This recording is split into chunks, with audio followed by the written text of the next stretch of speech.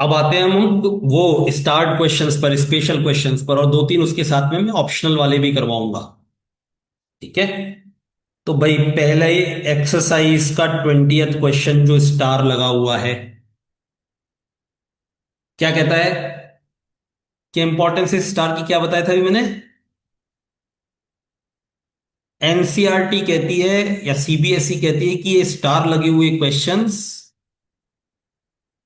कुछ higher order thinking skills, HOTS वाले type के क्वेश्चंस हैं, जिनको हम समझना तो चाहिए लेकिन ये एग्जामिनेशन पॉइंट ऑफ व्यू से इंपॉर्टेंट नहीं है, मतलब ये एग्जाम में नहीं आएंगे, ऐसा वो कमिट कर रहे हैं। अब बिल्कुल यकीन मत करना एनसीईआरटी की बात का, सीबीएसई की बात का। कहीं पर इस बात को मानते हैं, कहीं पर नहीं मानते हैं। प्रोबेबिलिटी में नहीं मानते हैं, एपी में नहीं मानते हैं। अर्थमेटिक प्रोग्रेशन वाले चैप्टर के ऑप्शनल के क्वेश्चंस पूछे हुए हैं। पॉलिनोमियल्स में क्यूबिक पॉलिनोमियल के तीन जीरोस जो होते हैं, वहां रिलेशनशिप वाले जो क्वेश्चंस होते हैं वहां मानते हैं, वहां कभी नहीं पूछा वो क्वेश्चन। इनकी मर्जी पे चल रही है पूरी दुनिया। मैं बता दूंगा आप लोगों को कहाँ करने हैं कहाँ नहीं करने हैं, है ना। 25 साल से पढ़ा रहा हूं बेटा, सब चीज पता है कि एनसीईआरटी किस तरीके से पूछ रही है, सीबीएसई किस तरीके से पूछ रही है क्वेश्चंस को। कहाँ हमको ऑप्शनल स्टार्ट क्वेश्चन करने हैं, कौन से वाले करने हैं, कौन से नहीं करने हैं, मैं सब बता दूंगा। यहां करने हैं। क्या कहता है 20th क्वेश्चन? 20th क्वेश्चन और इसके साथ स्टार लगे हुए दो एग्जाम्पल्स भी हैं। एग्जाम्पल नंबर 10 और एग्जाम्पल नंबर 11। ये तीन टोटल स्टार्ट क्वेश्चंस हैं। तीनों में फॉर्मूला हम जरूरत के हिसाब से चेंज करेंगे। यहां क्या कहते हैं हम, नॉर्मल फॉर्मूला क्या है, probability of an event is equal to favourable outcomes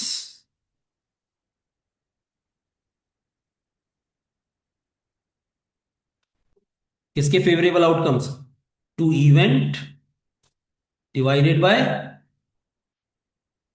total outcomes. किसके टोटल आउटकम्स? Of experiment. ये एक नॉर्मल फॉर्मूला होता है जहां हम आउटकम्स के बेसिस पर चलते हैं। ये तीनों क्वेश्चन आउटकम के बेसिस पर नहीं चलेंगे। एक एरिया के बेसिस पे चलेगा, एक टाइम के बेसिस पे चलेगा, और दूसरा भी शायद एरिया के बेसिस पर चलेगा। तो एरिया एरिया, टाइम टाइम, तो यहीं पर फॉर्मूला इन पर्टिकुलर क्वेश्चन में जरूरत के हिसाब से बदल जाएगा। एरिया का क्वेश्चन है तो इसी फॉर्मूले को क्या रीड करेंगे हम, favourable area upon total area. और टाइम का क्वेश्चन है तो हम इसको क्या रीड करेंगे, favourable time upon total time. यहीं पर थोड़ा सा ट्विस्ट कर देते हैं हम। क्वेश्चन नंबर 20 जो है वो किससे रिलेटेड है, एरिया से रिलेटेड है। वो क्या कह रहा है, इस तरीके का एक, suppose you drop a die at random on the rectangular region. ये एक हमारा कोई बोर्ड टाइप मान लीजिए, इस पर हमने डाइस फेंका। अब डाइस की प्रॉपर्टी होती है वो घूम जाता है इधर उधर ना थोड़े से। आजकल तो ऐसे डाई भी आ रहे हैं जो जिनके कॉर्नर्स शार्प नहीं होते, तो वो तो बहुत देर तक इधर उधर घूमते रहते हैं, तो किधर भी निकल सकता है इस बोर्ड पर। उसने प्रोबेबिलिटी किसकी पूछी कि जो डाई है वो इसके अंदर आ जाएगा। इसकी प्रोबेबिलिटी बताओ। बोर्ड दिया हमको अच्छा खासा बड़ा, 3x2 मीटर का, और उसके अंदर 1 मीटर डायमीटर का, 1 मीटर डायमीटर है, रेडियस नहीं, 1 मीटर डायमीटर का सर्कल ड्रॉ किया है, और सर्कल के अंदर आने की प्रोबेबिलिटी पूछा है।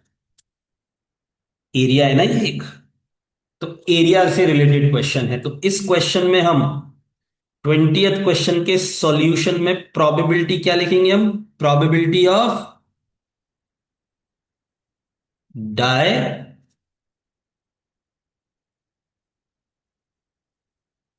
Land inside the circle equals to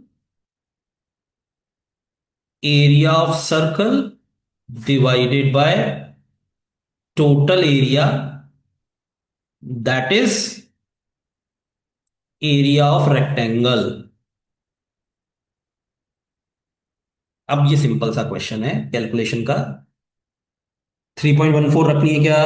पाई की वैल्यू नहीं रखनी है भाई। तो 3.14 नहीं रखते, हम 22/7 रख लेते हैं। पाई आर स्क्वायर, ये एरिया किसका हो गया?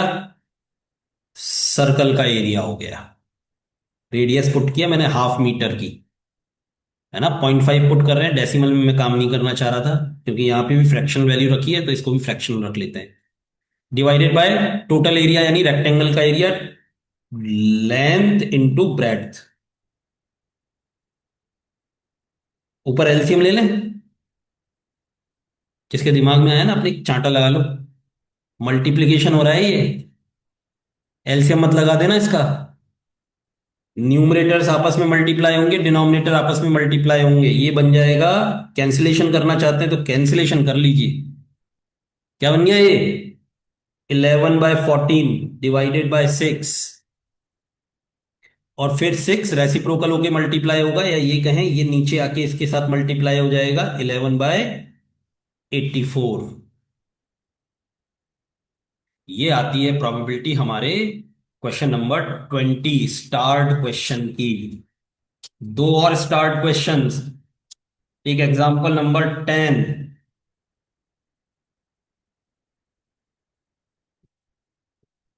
ये भी स्टार्ट है। क्या कह रहा है question? In a musical chair game the person playing the music has been advised to stop playing the music at any time between within 2 minutes. 2 minutes के लिए इंस्ट्रक्ट कर दिया है उसको, तेरी मर्जी आए जब रोकियो 2 मिनट में, दो से ऊपर नहीं जाएगा।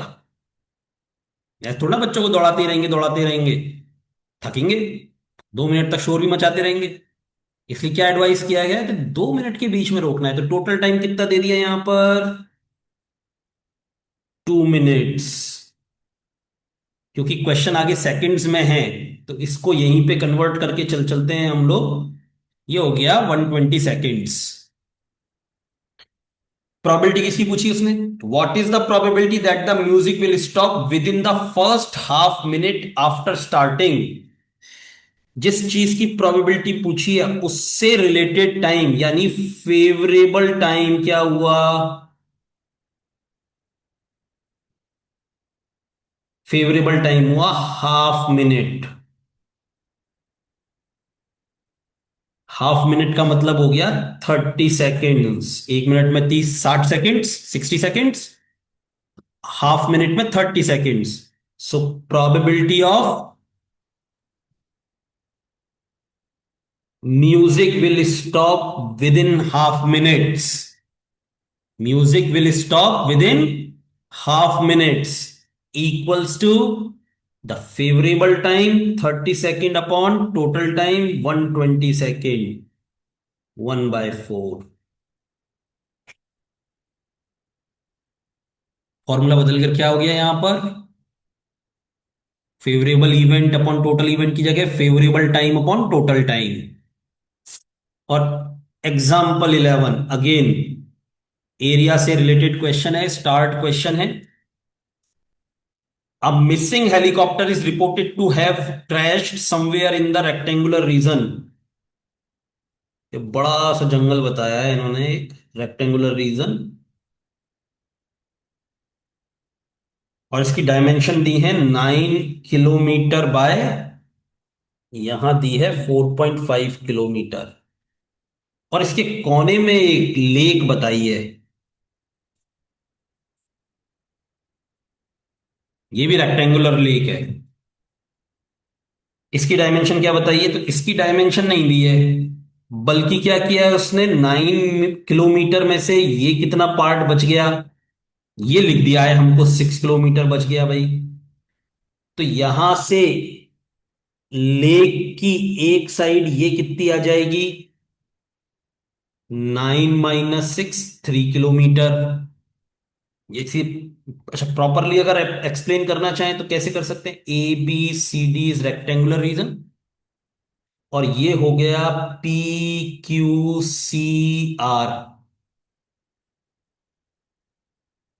PQRS बनता है वैसे तो, लेकिन C कॉमन वर्टेक्स आएगा।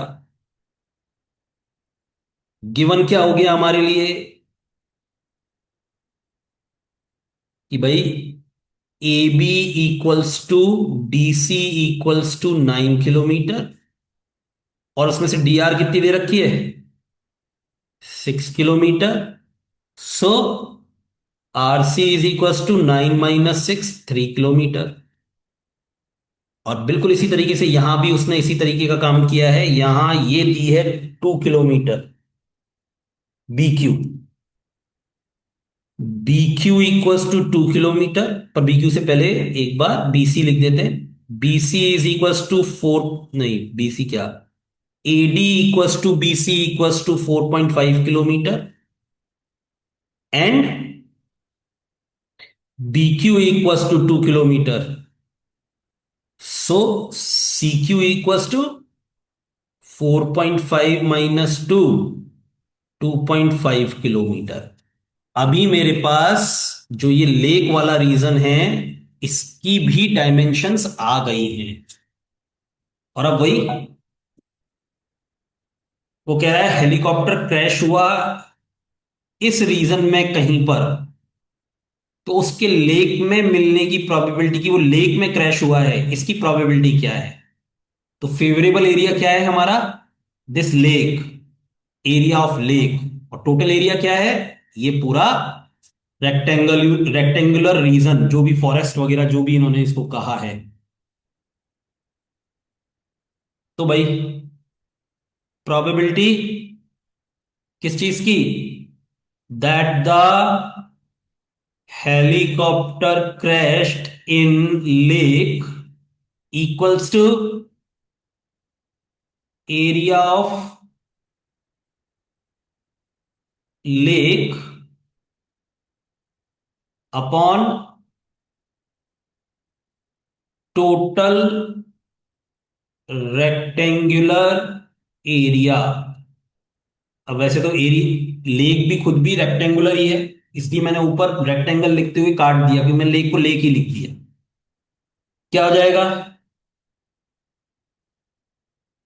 3 × 2.5, ये लेक के डायमेंशंस हो गए, और 9 × 4.5, डेसिमल से डेसिमल हट जाएगा।